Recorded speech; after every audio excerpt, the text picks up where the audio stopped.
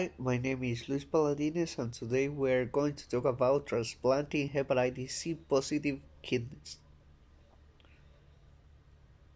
Definition: a kidney transplant is a surgical procedure that's done to treat kidney failure.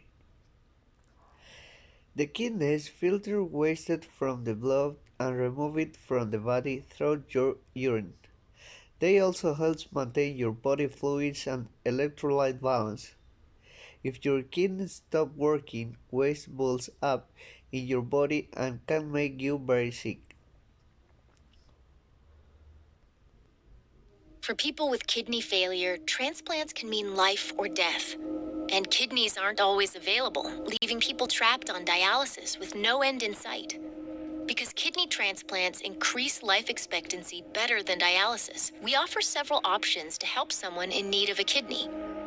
The first option is finding a compatible live donor transplant. These are the gold standard of kidney transplant procedures, since 97% are immediately fully functional. A donor kidney can function for over 35 years.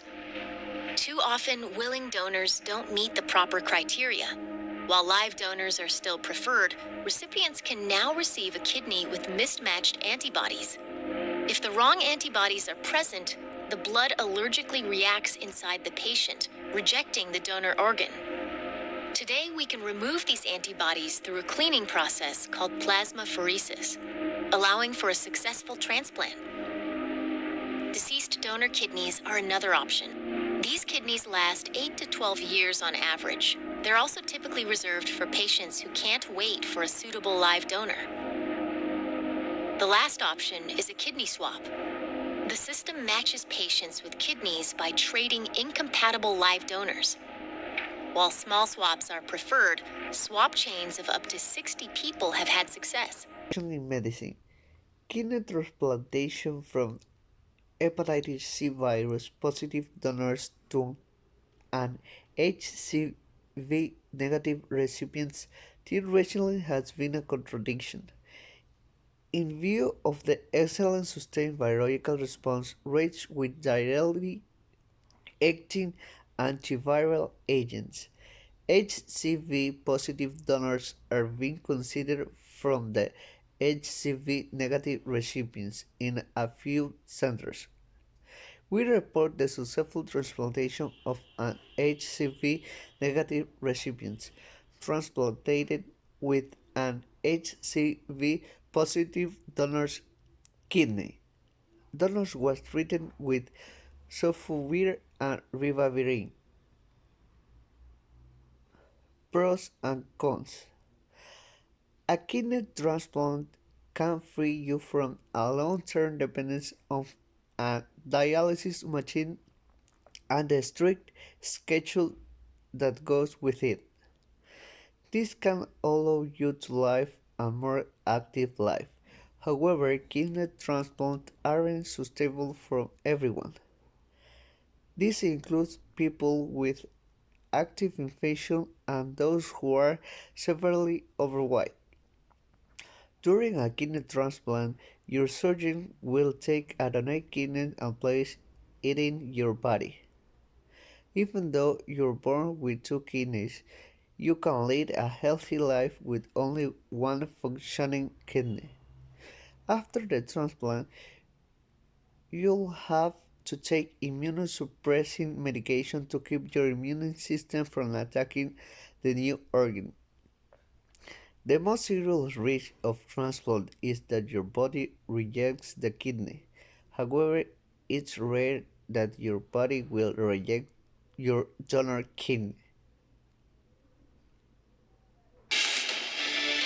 In tonight's Healthy Living, perhaps a silver lining to a sad reality. Doctors say the supply of hepatitis C infected kidneys has actually increased because of opioid overdoses. With needle drug use, the hepatitis C infection is not uncommon. But thanks to new drugs available, those kidneys could be transplanted into patients with end-stage renal failure who also have hep C. Stats show about 15% of patients undergoing dialysis for serious renal disease are also infected with hepatitis C. Taking that and other factors into consideration, Dr. Mark Ekman from the UC Division of General Medicine did computer analysis to ultimately determine this, that it is better to wait less time for a kidney by getting an HCV-infected organ as long as treatment for the HCV follows transplantation. One of the reasons, you cut dialysis time. Consider this, the wait for a non-infected kidney is typically 2.5 years. The wait for an organ from an infected donor is about 2/3 of a year. You're saving about 12, 13% mortality risk by transplanting sooner. It's a waste to discard these otherwise healthy organs, again, now given the fact that hepatitis C is so treatable. The UC study is one of a few happening in this area of medicine. At least 2 others have looked at transplanting a Hep C-infected kidney into a non-infected patient. Any strides made could ultimately reduce wait times for folks on the kidney. Issues applied in Ecuador. In Ecuador, the availability of duration antiviral agents that reliably offer cure rates exceeding 95% for the patient CKD and patient with ESKD infected with hepatitis C virus has had significant effects on the retrieval and allocation of kidneys from HCV infected donors. Presented with increased number of kidney offers from viremic donors, the transplant community has studied the feasibility of using these kidneys in an effort to increase access to kidney transplantation. Conclusion: kidney transplantation was the first of the organ transplant products to develop because cadaveric donors' kidneys revived the time. The availability of live donors increased, and the crucial backup of dialysis was implemented. When radical new ideas are to be tested, pioneers still turn to kidney transplantation. Kidney transplantation is where adults start, with good reason, and it will always be tested bed for major innovation, include laparoscopy and robotic surgery.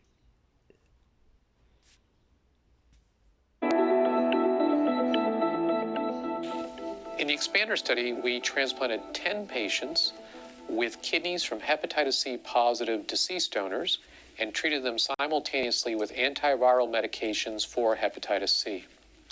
We had excellent transplant outcomes in these recipients and were able to prevent long-term transmission of hepatitis C from the donor to the recipient.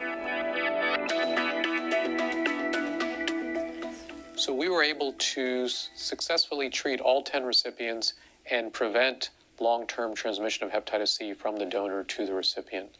They also had excellent outcomes following the transplant in terms of kidney function and recovery.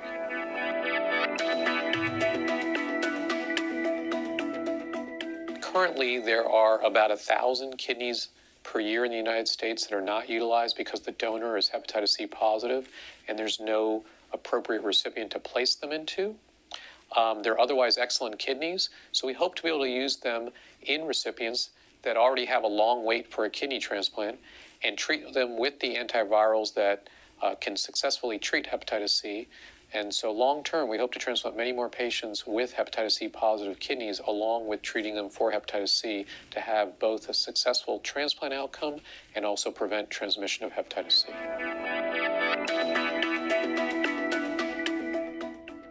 We hope to take the results of the expander study and apply it to other organ groups as well, especially patients waiting for heart transplants and lung transplants. Both of these populations could benefit from a shorter waiting time. And since there are organs from hepatitis C positive donors, both hearts and lungs that are currently discarded because there isn't an appropriate recipient to put them into, we hope that we can put these kinds of transplants into hepatitis C negative recipients, treat them with the antivirals for hepatitis C, and have successful outcomes.